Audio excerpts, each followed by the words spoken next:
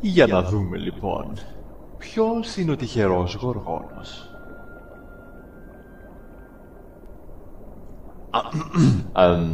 Πέρασε, Σεμπάστιαν. Ας μην πανικοβάλλουμε. Ας μείνω ήρεμος.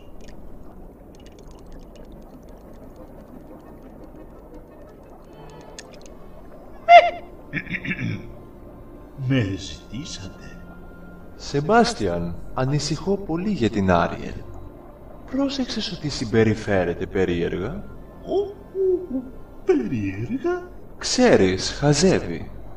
Ονειροπολεί, μιλάει μόνη της. Δεν το πρόσεξες, Ναι, εγώ... Σεμπάστιαν. Είμαι σίγουρος ότι κάτι κρύβεις από μένα. Κρύβω από σας? Για την Άριελ?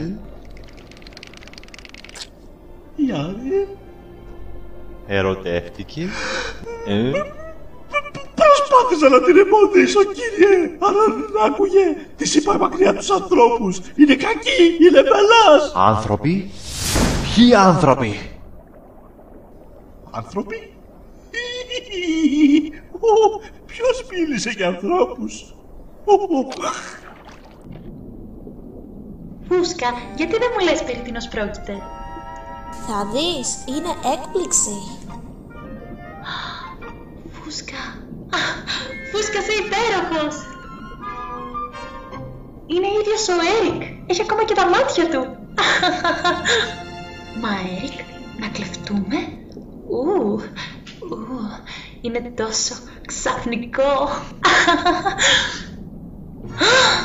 Μπαμπά.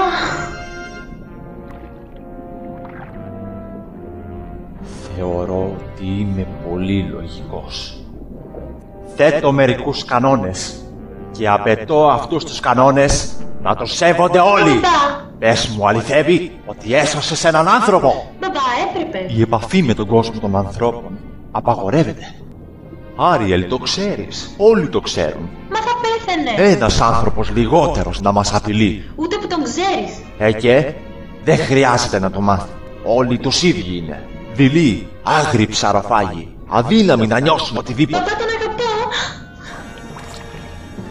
Πώς? Έχεις τρελαθεί εντελώς?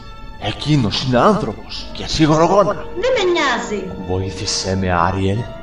Θα σε κάνω να το καταλάβεις και ό,τι είναι να γίνει, ας γίνει. Όχι, μπαμπά. Όχι, μη.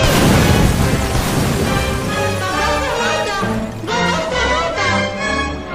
Μπαμπά, μη.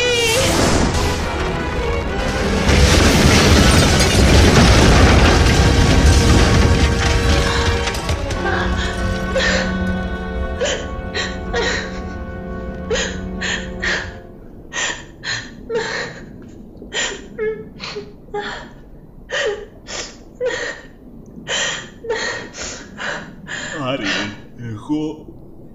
Άφησέ με ήσυχη.